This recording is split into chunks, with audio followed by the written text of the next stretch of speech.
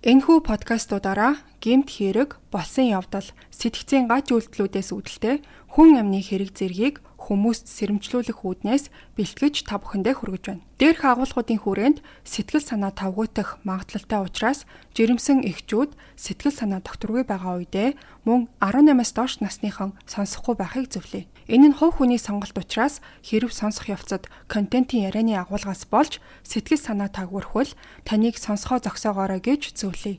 Crime Station Podcast.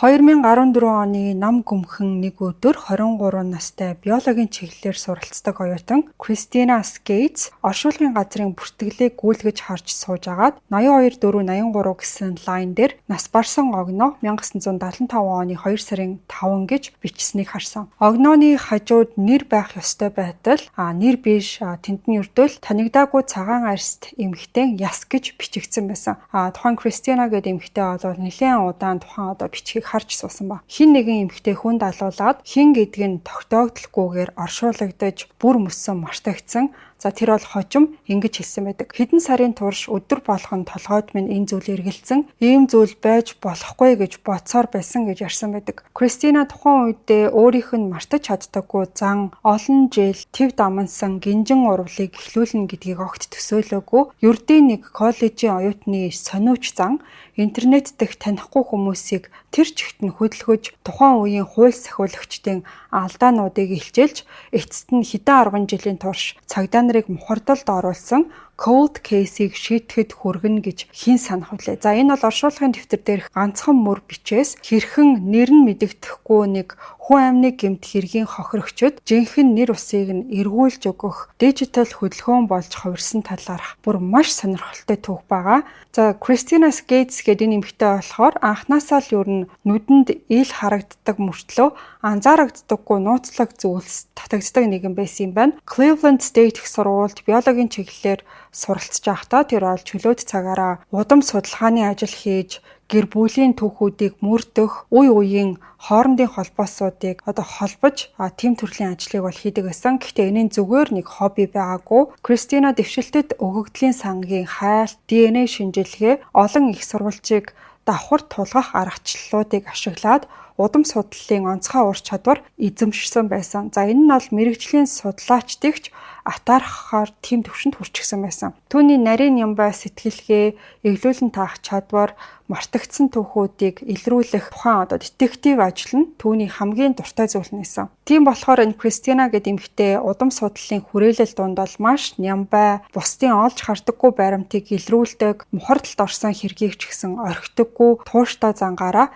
танигдсан хүн байсан. Гэхдээ дугаар 82-483 гэж бичигдсэн зүйл энээс огт өөр байсан. Нэрний оронд танигдаагүй цагаан арьс эмэгтэй яс гэж бичсэн байсан нь жирийн хүний хувьд зүгээр л алгасаад өнгөрөх зүйл байж болох ч гэсэн Кристина тэгж чадаагүй. За энэ хэргийн газар зүүн байршлан ч гэсэн түүний хувьд маш тийм ойрын юм шиг санагдчихсан. За учир нь гэх юм бол тухайн цогцсны үлдэгдэл олдсон газар нь Кристинагийн төрж өссөн газраас ердөө л 20 минутын зайтай газар байсан. Энэ нь болохоор хаана ихтэй хол болж өнгөрсөн өөр газар, өөр твд ч юм уу тийм зүйл биш. Түүний өөрийнх нь ойр хавьд буюу бид нар ингээл манай нутгийнх ч гэдэг юм уу, манай хүүд, манай район ч гэдэг юм уу тэгж нэг нутгархаж ярьдэн штэ. Яг тийм зүйл юм шиг санагдчихсан байгаа. Хин нэгэн эмэгтэй хүн бусдад алуулаад оршуулгадаад ямар ч нэргүй мартагдсан нь түүний бага насны гэрээс хэдхэн милийн зайд болсон гэдэг нь хамгийн их анхаарал татах зүйл нь байсан баг. За ингээд энэ аллахын хэрэг яаж тайлбар төдий зүйл болж хувирсныг ойлгохын тулд бид цаг хугацааг ухраах хэрэгтэй. За нэг өдөр бол Millstream-ийн ойролцоох Rocky голын дагуу 3 өсвөр насны хүн явж байгаад нэг аимшигтай зүйлийг бол олсон. Тухайн үед бол өвөл олцсон. За тэгээд хог хаягдлын дунд хүнийх гэдг нь тодорхой. Хэсэгчлсэн тийм арга яс байхыг бол харсан байгаа. За тэгээд эхэндээ яснуудыг нэлээд тийм хуучин юм байна, хуучирсан байна гэж бодсон юм байна. За хөвгүүд бол хэсэг хугацаанд эргэлзэн ч гэсэн эцэст нь цагдаа дуудсан байгаа. Яагаад тэр даруйдаа цагдаа дуудаагүй утсныг нь бол хинч мэдгүй, магадгүй одоо эцэг гэхээсээ хэлхээс айсан уу тэр нь бол тодорхойгүй. За тэгээ цагдаа нар явж чоод малтлах хийсний дараа мэдээж маш олон асуултууд гарч ирсэн. Гэхдээ гавлын яс одоо бүх зүйлийг өгүүлж чадсан байгаа. Зүүн чамархайд нь .24 калибрийн сум бол гацсан байсан. Ингээд 1975 оны 2 сарын 12-нд энэхүү үхлийг бол хүн амны гэмт хэрэг гэж дүгнсэн. Гэхдээ арга ясан дутуу олон сар байгальд ил байсны улмаас маш их илэгдэлд орсон. Амьтдын идэж тижэл болоод яснууд нь бол одоо ой даяар тархчихсан байсан. Тийм болохоор маш чухал хэсгүүд нь бол бүрэн утгаараа ингээд алга болсон байсан. Доод ирүүн огт байхгүй, шүднүүдийнх нь ихэнх нь байхгүй болсон. Ердөө 5 шүд л үлдсэн байсан юм байна. Насыг нь ойролцоогоор 20 орчим гэж тогтоосон ч гэсэн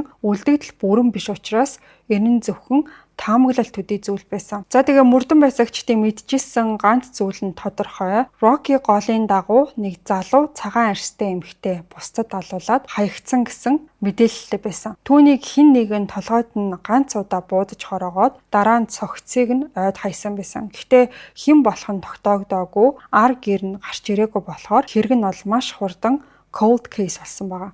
1975 онд боломжтой байсан бүх аргаар уг нь бол мөрдөн шалгасан юм байна. Тэд бүр гавлын ясыг тухайн үед шууган тарж исэн Patty Hearst гэдэг эмэгтэй байсан юм байна л да. Тэр хүний одоо гэрэл зургуудтай хүртэл харьцуулж үзсэн. Тухайн үед тэр Patty Hearst гэдэг эмэгтэй нь одоо Америкийн хамгийн их анхаарал татсан хүн байсан юм байна.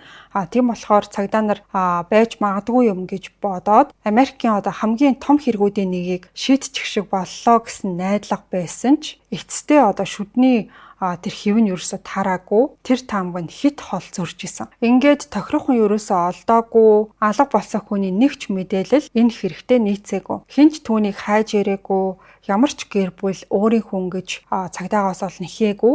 Тиймээс 1975 оны 5 сарын 15-нд буюу одоо тухайн яснууд олцсноос хойш 3 сарын дараа танигдаагүй үлдэгдлүүдийг Memorial Garden гэдэг оршуулгын газрын Pottersfield хэсэгт нь оршуулсан юм байна. Memorial Garden гэдэг оршуулгын газар нь болохоор үндсэндээ хэний ч одоо нэхэмжлээгүй зохицснуудыг оршуулдаг газар байсан юм байна. За түүний булчны чулуу ямар ч тэмдэглэгээгүй, онц зүйл дээр нь бичигдээгүй байсан. Ингээд гашуудж байгаа гэр бүлч байхгүй, найз нөхөдч байхгүй, зүгээр л очих газаргүй хүмүүсийн зориулалтын нэргүй хэсэгт хөвтөх ээлжит нэг цогцос болж хувирсан. За тэр оршуулгын бүртгэл танигдаагүй цагаан арьс эмэгтэй яс гэсэн бичвэр олон жилийн дараа Кристинагийн анхаарлыг татсан байгаа. За ингэснээр хин нэгэн түүнийг дахин хайж эхэлсэн гэсэн үг. Гэхдээ 1975 оноос хойш маш олон жил өнгөрч хэргийн материалууд нь тоосондоо дарагдаж, мөрдөгчөд тэтгэвртэй гарч нотлох баримтууд хайрцагт хийгдэж хадгалагдсан хэвээр үлдсэн байсан. Оршуулгын бүртгэлийг ширтэж суугатаа Кристина бол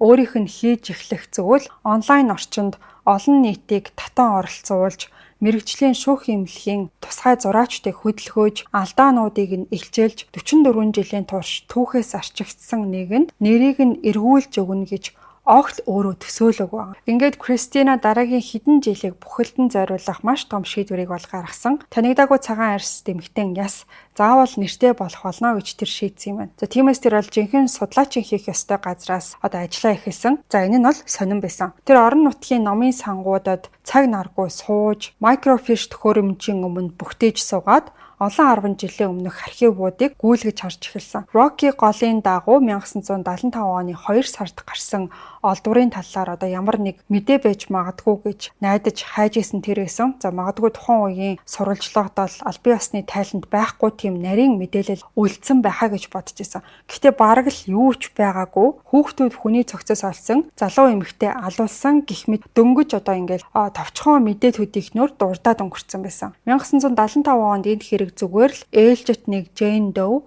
олонд сонирхолгүй, танигдаагүй цогцос гэж үзэгдсэн байсан. За мэдээллийн хэрэгслээр огт хөндөгдөөгүй болохоор олон нийтийн анхааралч ерөөсөө ийшээгээ татагдаагүй өнгөрцөн байсан. Мэдээлэл өгсөн хүн байхгүй, мөрдөгчдөд ямар ч дарамт ирээгүй. За тэр залуу эмэгтэй хэвлэл мэдээллээрч цагдаа мөрдөгчдийн системд ч бүрэн мартагдсан байсан. За дараагийн алхам маань цагдаагийн байгууллагууд байсан. За Кристина бол хаасайгүй залхаад Кливлендийн цагдаа, Акрон хотын цагдаа, Кайхога тойргийн шерифийн алба. За гэхдээ тэр ингээд ийш тийшээгээ бүр байж болох бүхий л газар руу залгасан ч гэсэн дандаа хаалга мөрөгдөг байсан. Зарим байгууллагт нь огт бичиг баримт байгаагүй, заримд нь маш дутуу материал үлдсэн байсан. Ихэнх нь түүнд бол cold case-үүдийн мэдээлэл олон нийтэд нээлттэй ерөөсөө байдаггүй.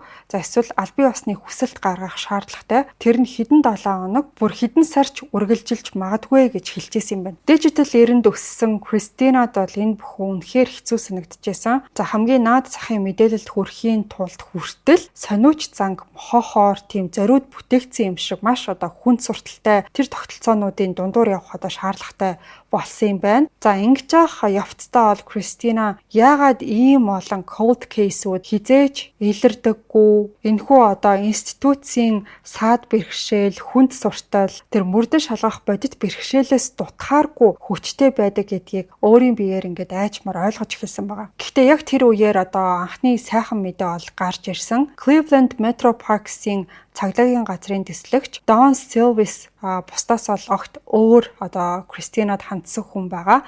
Кристина болохоор Strongsville Jane Doe-гийн талаар сонирхож байгаагаа тухайн дэслэгч Don Silvis гээд хүнд тайлбарлаж ярьсан чинь Silvis бол бусад шиг тийм үл аашаасан байдалтай хандаагүй, харин ч түүний ингээд тууштай байгаа зан мартагдсан хин нэгэнд чин сэтгэлээсээ санаав зовж байгаа байдал зам уцаар ярилцахгүйгээр нь илэрхий болсон тэр нэг удам судлалын бодит чадварыг нь бол анзаарч чадсан байгаа.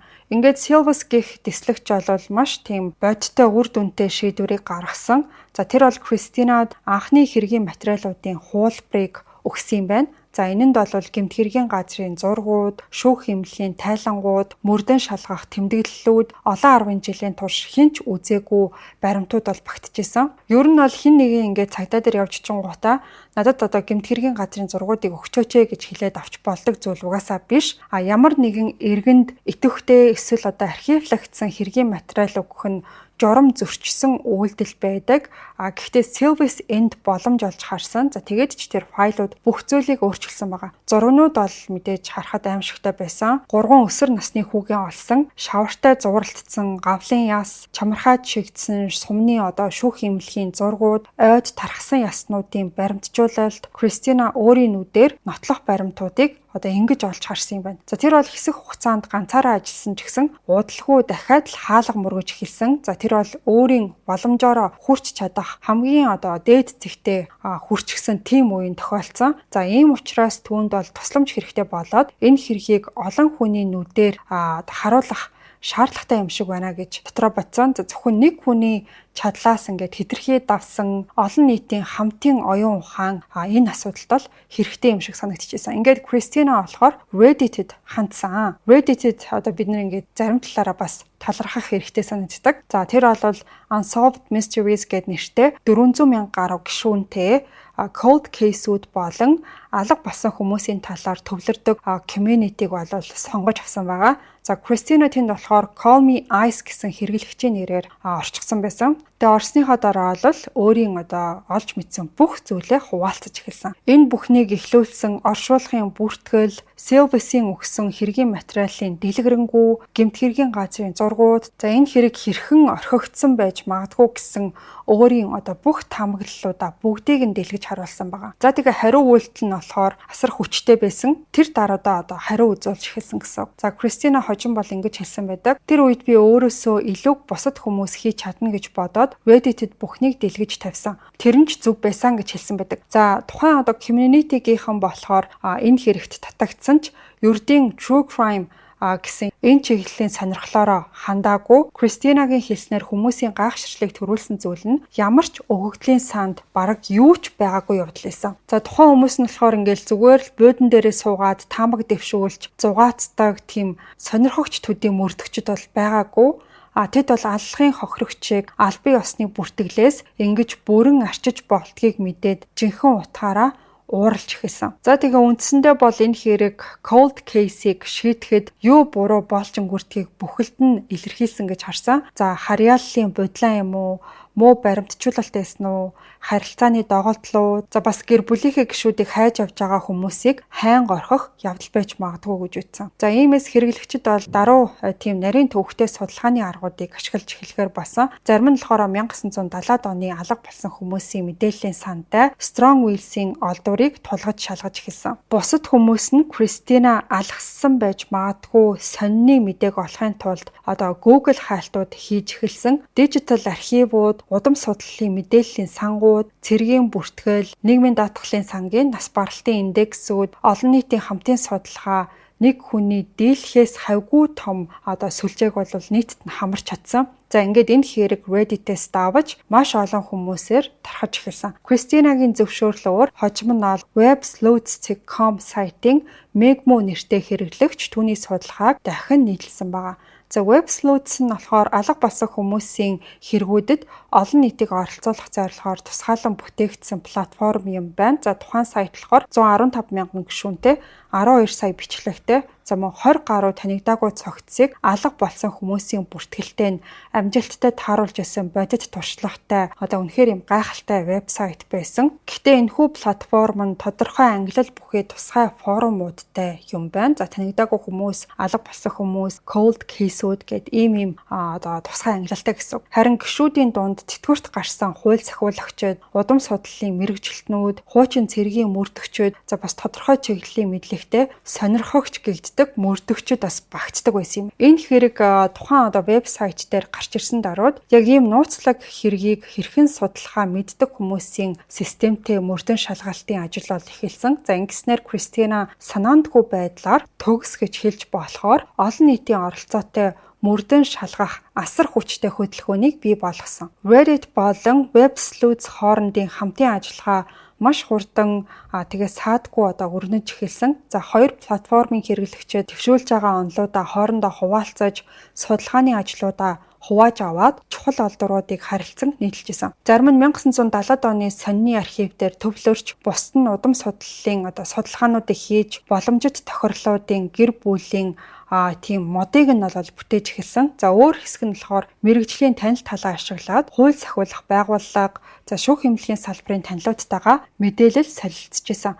Ингэснээр энэхүү хамтын хүчин чармаалт нь уламжлалт хууль сахиулах байгууллагын дийлээгүй асар их хүчийг бий болгож чадсан. Жишээ нь ганцхан мөрдөгч олон арван хэргийг зэрэг хариуцж авахад энэхүү онлайн community бол ганцхан нууцлаг хэргийг бүх анхаарлаа төвлөрүүлээд судалж исэн гэсэн үг. Албан ёсны мөрдөн шалгалтууд харьяаллын хязгаар, хүнд сурталын сайттай тулгарч байхад интернетийн мөрдөгчид газар зүйн хувьдч институцийн ч ямар нэг хязгаарлалтгүйгээр мөрийг нь дагаж чадчихсан. За интернет гих зүйл дээр нэг иймэрхүү тал дээр бол баярлахгүй, талархахгүй байхын аргагүй. Кристинагийн өөрийнх нь ганцаараа эхэлсэн сонирхол нь улс даяар тархсан олон арван хүнийг хамарсан хамтын мөрдөн шалгалт болж хувирч байгааг өөрөө бол гайхаад харж байсан ба. Оршуулгын дэвтэр дээрх нэг мөрийг чадлагүй зогсон нэг коллежийн оюутны түүх нь системийн санах хойгоос арчигдсан хэн нэгэнд дахин нэрийг нь эргүүлэн өгөх олон нийтийн хүчин чармаалт болж хувирсан байна. Кристинагийн Ohio'д хийжсэн мөрдөн шалгалтаас хэдэн зуун милийн зайд Калифорни мужид бол 54 настай тэтгэвртэй гарсан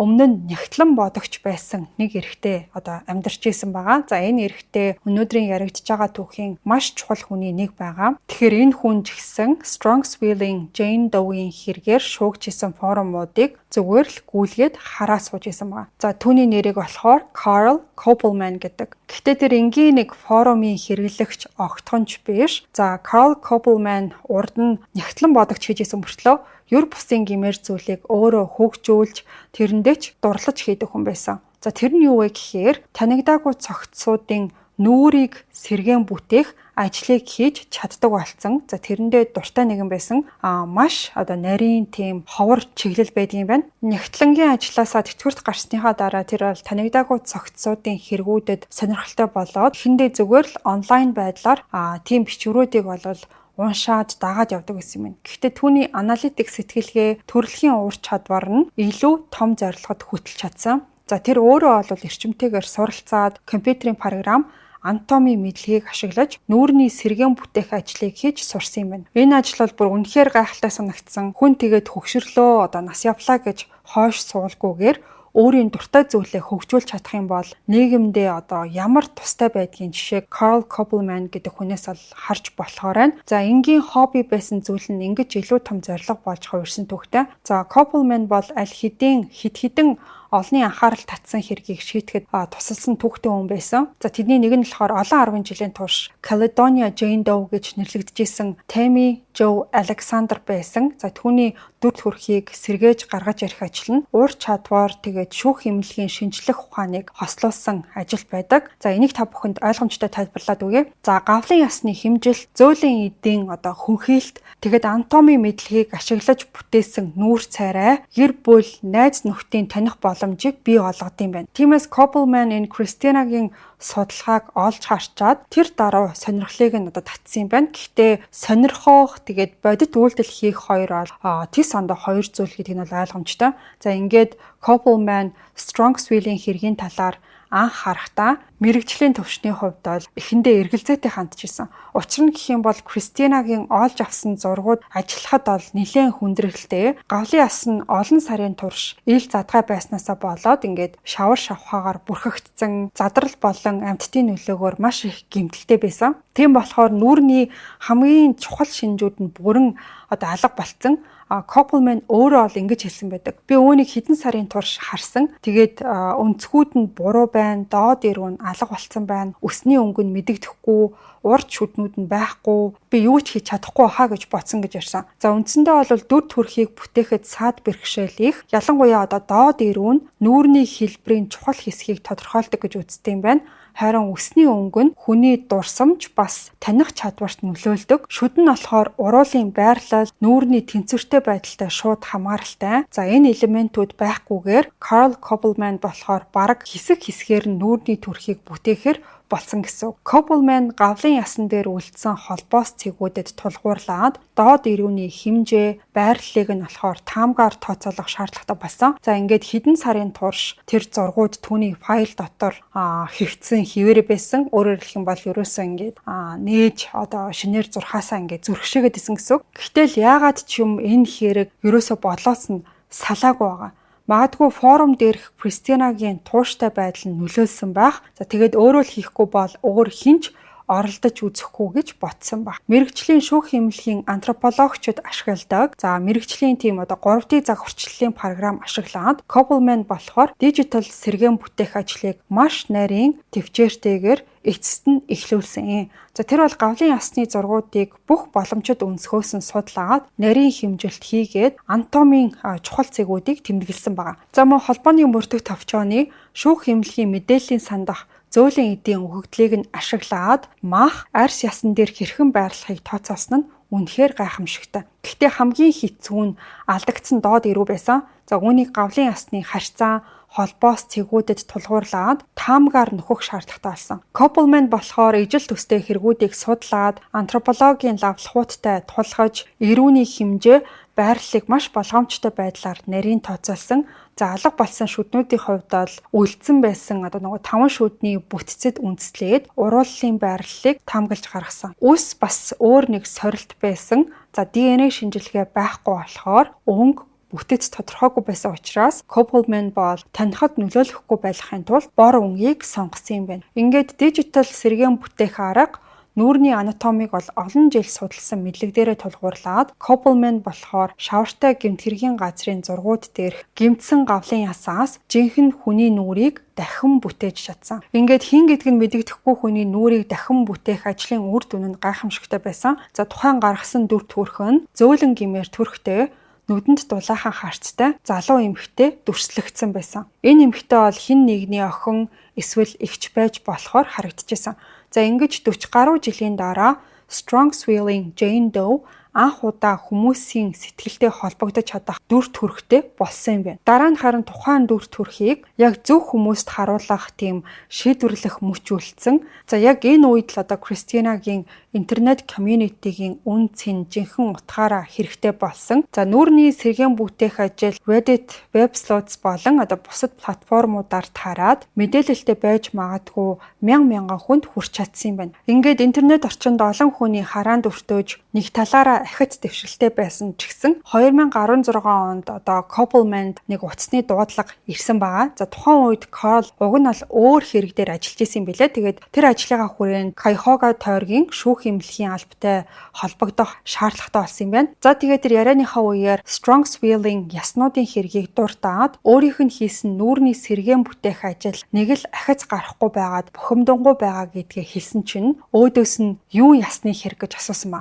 Яагаад тэгж асуусан гэсэн чинь Strongsville-ийн хэрэг бол яг үнэндээ тэдний системд нь огт байхгүйсэн. NAMUS буюу алга болсон болон танигдаагүй хүмүүсийн үндэсний системд Carl Copeland-ы удаан ажиллаж нүрийг нь сэргээсэн хүний мэдээлэл хизээч бүртгэгдэж байгаагүй гэдгийг нь анх одоо ингэж мэдэж авсан байгаа. За уг нь бол улс даяар танигдаагүй цогцснуудыг алга болсон хүмүүсийн мэдээллүүдтэй тулгаж шалгах ёстой гол мэдээллийн сан энэ одоо NAMUS гэдэг сайт байсан. За иргэн нь хичээгээд ахад улс нь хичээхгүй хайнга хаандсанд мэдээж одоо хүн болгон бухимдалтай хандсан. Анхнаасаа л энэхүү амиа алдсан эмэгтэй маань ямар ч бүртгэлгүй тэгээ магадгүй энэ бүхэн энгийн нэг бичиг хэргийн алдаа ч юм уу магадгүй одоо нэрний зөрүү эсвэл 1970-ад оны харьяаллын бодлонтой байдлаас үүдэлтэй байсан баг. За гэхдээ алдаа гараад бүртгэлд ороогүй мэдсэн даруйда засах процесс нь бол харьцангуй амархан байсан.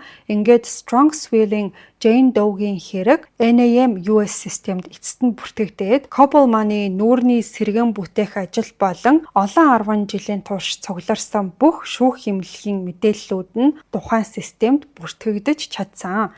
1975 оноос хойш анх удаа одоо энэ хүн бол түүнийг танихад зориулагдсан албан ёсны системд багтсан. За нөлөө нь бол бараг шууд мэдрэгдэж эхэлсэн байгаа. За 2016 оны 12 сард Akron-ы цагдаагийн газрын ахлагч Jeff Smith NAMUS мэдээллийн санд ээлжид хайлт хийж байхдаа шинээр орсон Strongsville-ийн хэргийг олж харсан. За түүний анхаарлыг бол насны таамаг, цаг хугацаа, байршил нь бол татсан юм байна. За ингээд Смит бол тухайн үеийн алга болсон хүмүүсийн мэдээллүүдтэй тулгаад шалгаж эхэлсэн. За тэр дунд нь 1974 оны 9-р сарын алга болсон хүний одоо мэдээлэл байсан юм байна. За Akron хотоос алга болсон 17 настай охин Strongsville-ийн үлдэгдэл олдсноос хэдхэн сарын өмнө за тэгээ насан тарж исэн цаг хугацаанд ч гэсэн таарч исэн. Газрын ойр байдал нь бол логиктэй байсан. За гэхдээ Смитийг хамгийн их итгэл үнэмшлийг нь төрүүлж исэн зүйл нь бол Copeland-ы нүрийг нь сэргээн бүтээх ажил байсан. Учир нь гэх юм бол тухайн алга болсон хүний зургийг дижитал зурагтай харьцуулаад үзсэн чинь маргаангүй адилхан байсан баг. Ялангуяа одоо Carl Copeland гэдэг хүнд бол ажиллах баримт маш бага байсан хэдий ч ингэж бүр төстэй зурж гаргаж ирсэн гэдэг нь үнэхээр гайхалтай байсан. Copeland болохоор өөрөө тухайн гэрэл зургийг олж харчаад тэр миний зурсан дүртэй яг адилхан байсан гэж хэлсэн байдаг. Ингээд хэсэг үлдэгдлээс нүрийг нь дахин бүтээхэд зарцуулсан саруудын уйггүй хөдөлмөр хэрэг олон жилийн туршид дарагдсан байсны эцэст шийдвэрлэх мөч ирсэн байгаа. Мартагдсан аллагын хохирогч эцэст нь ингээд хин гэдг нь тодорхойлсон юм байна. За энэ эмэгтэй бол Linda Mary Pagano гэдэг нэртэй хүн байсан. За ингээ ерөнхийд нь харахад бол одоо ингээд хохирогч энэ байх хамгийн өндөр магадaltaй гэд гараад ирж байгаа ч гэсэн энийг шинжлэх ухааны үндэслэлтэйгээр батлах нь бол огт өөр асуудал байсан. За ахлагч Jeff Smith хохирогчийн нэрийг олж мэдсэний дараа үргэлжилсэн үйл явц нь хэдэн сарын турш үргэлжлэх, хууль эрх зүйн зөвлөгөө, шүүх эмнэлгийн нарийн төлөвлөлт, шинжлэх ухааны наривчлал шаардсан маш хүнд ажилласан. Энэ бүхний эцэст бол 40 гаруй жилийн турш нэг гэр бүлийг зовоож ирсэн асуултуудад хариулт өгөх ёстой байсан. Подкастын ивент тэтгэгч Skin Farm Clinic. Skin Farm Clinic нь арьсны олон төрлийн асуудлыг месийн бус орчин үеийн техник технологи эмчилгээгээр шийдэж хөгшрөлтийг удаашруулах аюулгүй натурал эмчилгээг санал болгодог гоо сайхны эмнэлэг байгаа. Хэрвээ та сэвх нөсөө толбоо арилгахаар судалж хаашаа хандхаа мэдэхгүй байгаа бол Skin Farm Clinic нь олон улсын стандарт шаардлагыг хангасан clinical laser эмчилгээг 30-40% хямдралтай үнээр санал болгож байгаа юм байна. Та мэрэгжлийн эмчээс үн төлбөргүй зөвлөгөө авах боломжтой. За зөвлөгөөний цаг болон бусад дэлгэрэнгүй мэдээллийг description хэсэгт оруулсан байгаа линк болон утсаар холбогдоод лавлах боломжтой. Сэвх нөсөөндөө баяртай гэж хэлцгээе. Skin Farm Clinic. За эхний алхам бол шүдний бүртгэл байсан. Линдагийн 1974 оны алга болсон хүний файлд тогтмол үзлэгийн үеийн шүдний картн, за түүний шүдний өрмөц онцлогийг наривчлан тэмдэглэсэн бичиг баримтууд нь багтчихсан байсан. Мөрдөн байцаагчид бол тэдгээрийг нь Strong Will's-ийн Jane Doe-гийн үлдсэн шүдний бүтцтэй харьцуулаад үзэхэд найдвар төрөөлөхөөс хэмжээний ижил төстэй байдлууд илэрсэн юм байна. За ингээд шүд нь бол нэлээд адил төстэй гэж гарч ирсэн ч гэсэн эцсийн бадлахаа болох хэмжээнд бол хүрээгүй. Ингийн тулд бол DNA шаардлагатай гэж үзсэн. DNA-ийн дээж авахын тулд 40 гаруй жилийн турш тэмдэггүй булшинд оршуулгдсан үлдэгдлийг ухаж гаргах хэрэгтэй болсон байгаа. Ингээд 2017 оны 10 сард бол мөрдөн байцаагчид шүүхийн зөвшөөрөл болон Акроны их сургуулиас авчирсан газрыг нэвт харах радарын хамт Memorial Garden оршуулгын газарт буцаад явж идсэн. За энэ технологи нь болохоор Pottersfield хэсэгт соронзон судалгаа хийгээд 1975 онд оршуулсан яг байршлыг нь олон арван тэмдэггүй булчнуудын дундаас олоход ашиглагдсан юм байна. Энэ дээр бол дурдах хэрэгтэй. Энийг маш хэцүү ажил байсан гэж тодтогсон билээ. За ухаж гаргах явц нь таамагласнаас илүү төвөгтэй байсан. Pottersfield нь бүртгэл муутайгаараа нэлээд алдартай. За тэгээд булчнууд нь ер нь тэмдэглэгээ айгүй муутай, зарим нь бүр огт тэмдэглэгээ энэ төр байхгүй. Анхны оролдлогоор бол огтоор хүний үлдэгдлийг гаргаад ирчихсэн байсан. За энэ нь болохоор ингээд баримт бичиг дутмаг үед нас барсан хүмүүс хичнээн амархан бусад хүмүүст мартагддгийг дахин сануулсан тийм гашуун маш эвгүй гэмээр жишээ байсан. За гэхдээ олон удаагийн оролдлого нарийн судалгааны эцэстнийг явж зөв байршлыг нь олоод 1975 онд танигдаагүй цагаан арьс эмэгтэй Яс гэж оршуулсан үлдэгдлийг амжилттай ухаж гаргасан байна. За үүний дараа бол дээж аваад Texas-ийн их сургуулийн DNA лаборатори руу шүүх эмнэлгийн таних шинжилгээгээр бол илгээсэн байгаа. За тухайн лаборатори митохондрийн DNA-ийн шинжилгээ хийгээд үлдэгдлээс авсан генетик материалыг Линдагийн амьд үлдсэн ах эгч нарын хацрын арчтастай харьцуулсан юм байна. За анх удаа би энэ хацрын арчтас гэж сонсож байна. Ер нь бол ингээд шүснээс нь ч юм уус цуснаас нь ингээд DNA аваад идэг. За гэхдээ энэ төрлийн DNA нь болохоор энгийн DNA-с илүү баталгаатай, нэг гэхээс төрсөн хүмүүсээс авж байгаа учраас задрал явагдсан байгаа үлдэгдэлд бол илүү тохиромжтой.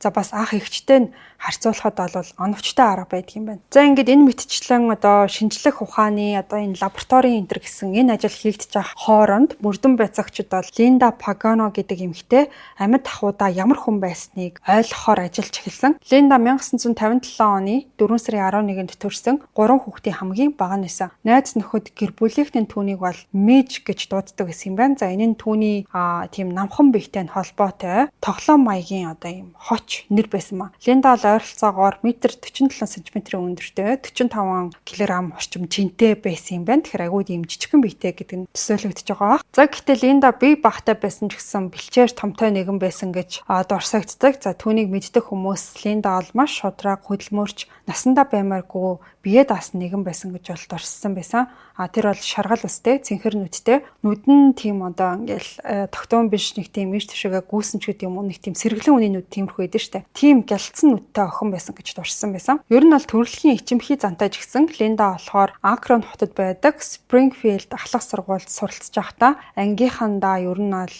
маш тийм бусадтай таалагддаг. За тэгээд Талмаж хотын A&W ресторанд цагийн ажил хийгээд өөрөө мөнгө олоод ирээдүйдээ зориулаад хадгалдаг байсан юм. Мөрдөн байцаагчдын олж мэдсэн за Линдагийн хамгийн сүүлд амьд байсан өдрийн тухай одоо яриа. 1974 оны 8 сарын 31-нд Линда Crosby, Stills, Nash & Young хамтлагийн Cleveland-ийн цэнгэлдэх хүрээлэнд болох тоглолтын тасалбарыг нь авчихсан байсан. За энэ тоглолт нь болохоор тухайн жилийнхээ хамгийн том концертуудын нэг байсан юм байна. Тоглолт нь 3 цаг үргэлжлээд нийт 26 дуу дуулагдаж 80 мянган хүн цугларсан. Олонний уур амьсгал ихтэй тийм сэтгэл догтлом орой байсан. За Линда бол амьдралынхаа хамгийн сайхан мөчүүдийн нэгийг тухайн өдөр бол өнгөрүүлсэн гэж ярьдаг. Линда ээжтэйгээ бол маш дотн байсан. За гэхдээ хойд эцэг Byron Cloughlin-тэй харилцаа нь үргэлж муу байдаг байсан юм байна. За учир нь гэх юм бол тухайн Cloughlin маш тийм хатуу, сахилга батыг баримталдаг, амархан ууралдаг, сэтгэл хөдлөл ихтэй хүн байсан. Ялангуяа арх уучхаараа зан ааш нь бүрч тогтворгүй болдог байсан юм байна. За тэгээ Линда болохоор удахгүй насанд хүрэж байгаа. Тэгээд гэр бүлийн дотоод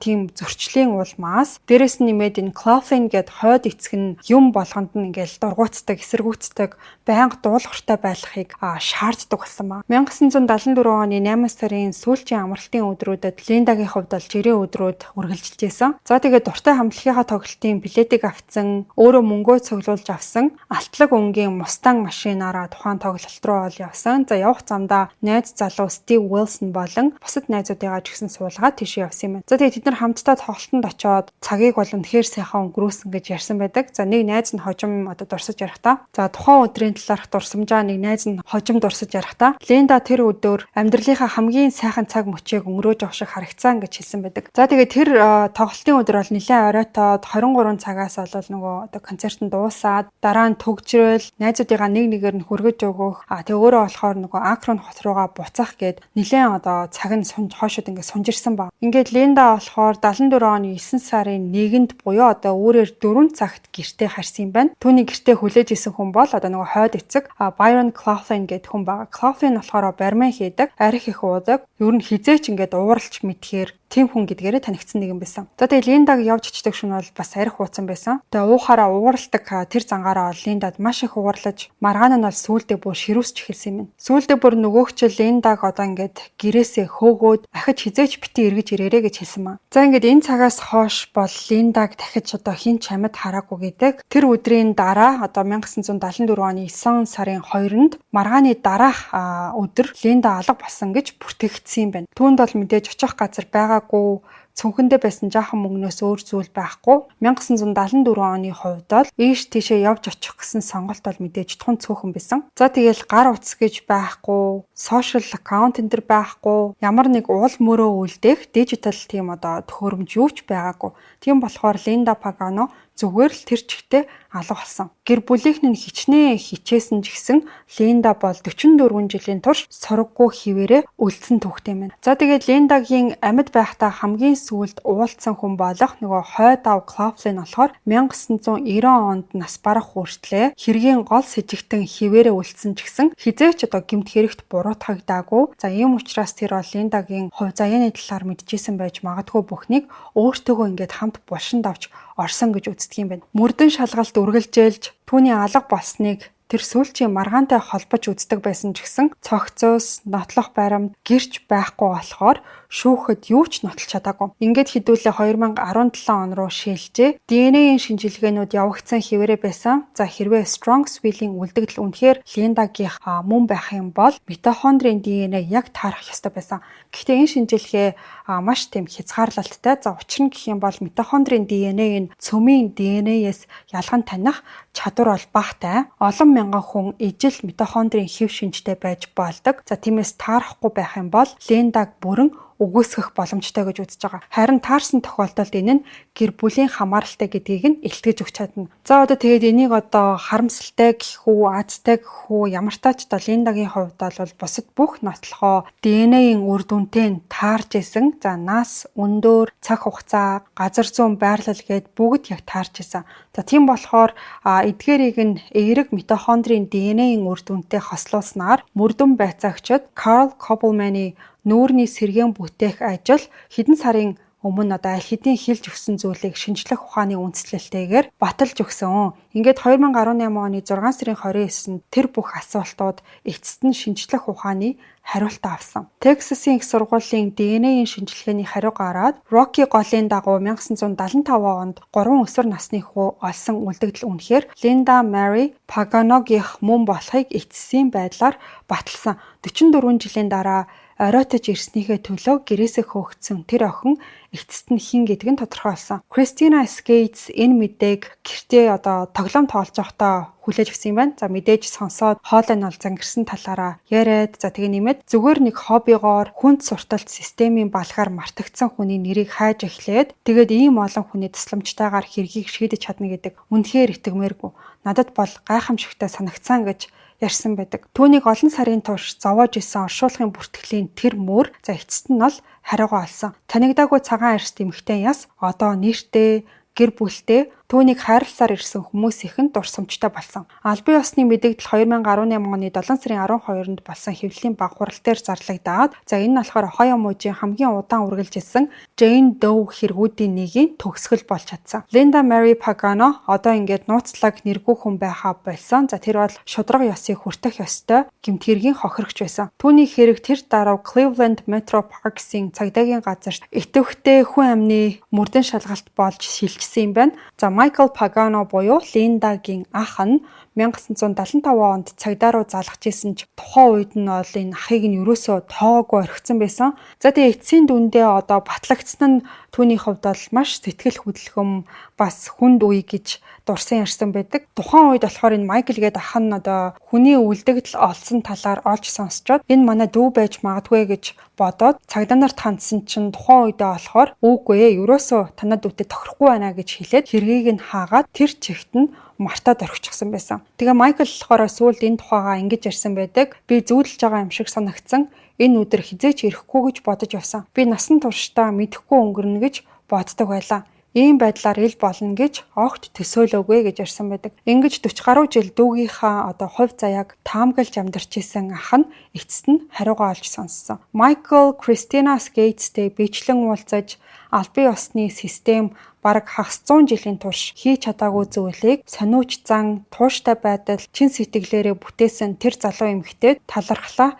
илэрхийлж одоо ингээд уулзалт хийсэн юм байна. Эцэст нь 2019 оны 1 сард Linda Mary Pagano зохих ёсоор оршуулгдсан байгаа. Түүний шарилыг чандарлаад ээжийнхэн дэргэд Holy Cross оршуулгын газарт оршуулсан юм байна. Гэхдээ Linda Pagano-гийн хэн болохыг тогтоосон нь өнөөдрийн үйл явдлын тал хэсэг нь байсан. Мөрдөн байцаагчдын өмнө түүнийг хэн хөнөөсөн бэ гэдгийг нотлох асар хүнд сорилт тулгарсан. 2018 оны 7 сард хэрэг Cleveland Metro Parks-ийн цагдаагийн газарт итэвхтэй хүн амны гэмт хэргийн мөрдөн шалгалт болж шилжихэд мөрдөгчд бараг 44 жилийн настай хүн амны гэмт хэргийг өвлж авч байгаа юм шиг тийм одоо байдалтай байсан. Нотлох баримтууд нь одоо маш тийм хуучирсан, сэжигтэн нь нас барцсан. Гэрчүүд 40 жилийн турш энд тэнд тараад алга болчихсон байсан. Анхнаасаа бол одоо гол сэжигтэн нь тодорхой байсан. Тэр бол одоо Linda-гийн мэдээж хойд эцэг Byron Craflin. Гэхдээ харамсалтай нь энэ хүн бол 1990 онд нас барчихсан. Тийм болохоор тэр шөнийн талаар мэдчихсэн бүх зүйл түүнтэй хамт тэр чигтээ байхгүй болсон гэсэн. Шүүх хурал байхгүй, ял шитгэл байхгүй, гин бурууг нь албан ёсоор хүлээлгэх ямар ч боломж байгаагүй. Нөгөө нэг гол сэжигтэн байж магадгүй хүн бол Linda-гийн найз залуу Steve Wilson байсан. Гэхдээ тэр ч гэсэн албан ёсны бүртгэлээс ор мөргүү алга болчихсон байсан. Steve Wilson болохоор тоглолтод Linda-тай хамт байсан. Тэр шөнө түүний гэрт нь хөргөж өгсөн. Амьдралынхаа сүүлчийн цагуудыг ойлгоход бол зайлшгүй одоо чухал хүн байсан. Гэхдээ олон 10 жилийн мухардлын эцэст бол энэ Steve Wilson гэдэг хүнийг ерөөсөө олж чадаагүй юм билээ. 2018 он гэхэд мөрдөн байцаагчид түүнийг амьд эсхийг нь ч мэдэж чадаагүй юм байна. Ингэснээр гэрчийн мэдүүлэггүйгээр Linda-гийн сүүлчийн цаг мөчүүдийн талаарх чухал нарийн зүйлс үрд одоо ингээд замхраад одоо бараг алга болсон. Түүний ах Michael Pagano-гийн хувьд Linda-д юу тохиолдсныг эцэст нь мэдсэн ч гэсэн харамсалтай нь одоо хууль зүйн ямар нэг хариуцлага өөрүүлж огт чадаагүй. Гэхдээ Linda-гийн хэрэг нь орчин үеийн техник технологи, олон нийтийн хамтын ажиллагаа ямар их өөрчлөлт авчирч чаддаг гэдгийг харуулсан бодит жишээ байсан. Christina Carl Koppelman болон бусад бүх судлаачид үнэхээр гайхамшигтай зүйлийг бүтээж чадсан байгаа. Хүн бүр нэрээрээ дурсагдах хэрэгтэй, хүн бүр гэртээ харах хэрэгтэй. Энэ хэргийг хинч тоолгүй хайчихсан байхад нь хин нэгэн анхаарлаа хандуулаад арай өөр өнцгөөс бусдад харуулад хин гэдгийг нь олж тогтооход арга зам заавал байх ёстой гэж одоо бодож чадсан байгаа. Өнгөрсөн баларсан гэмт хэрэг, аллага, хүчин энэ ярьлаа гэд шүмжлээд сууж авах нэгэн байхад гарц гаргалгаа хайгаад хин нэгэнд сануулга сэрэмжлүүлэг болгоод зарим мартагдсан хэрэгүүдийг бусдад сануулад амьд байлгаж авах нь хэрэгтэй гэдгийг энэ түүх харуулсан юм шиг санагдлаа. Ингээд та бүхэнд хэргийн учир зангилаа сонирхолтой санагдсан гэдэгт итгэлтэй байна. Дугаар маань энэ хүрээд өндөрлөх боллоо. Подкастын маань ерөнхий ивент тэтгэгч Месийн бус Арсгоо заслын Skin Farm Clinic. Бүгдээрээ амралтын өдрөө ая тухтай сайхан өнгөрүүлээрэ хэдүүлээ ирэх мэгмар гарагт эргээд уулзъя.